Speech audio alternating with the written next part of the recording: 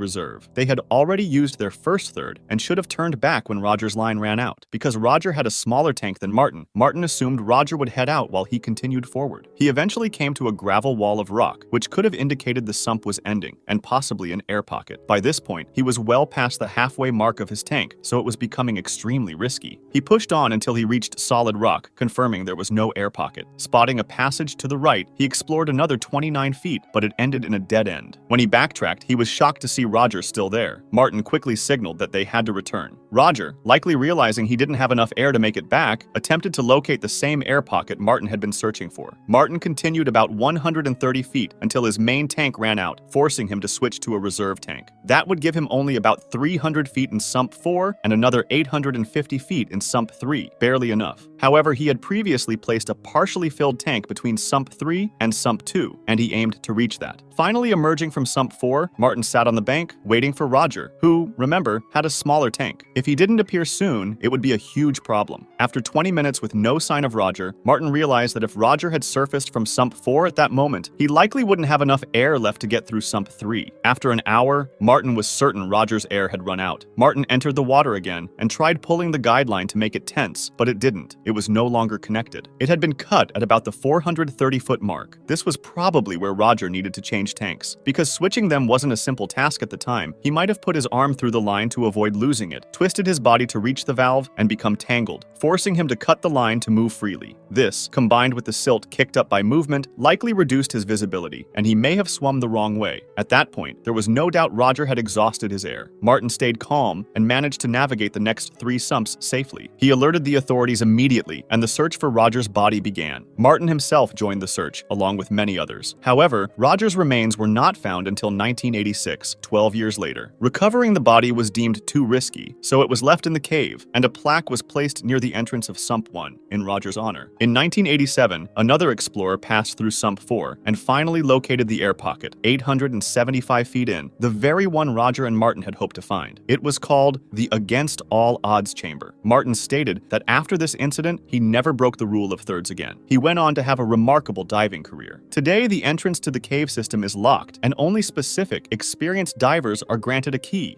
Floyd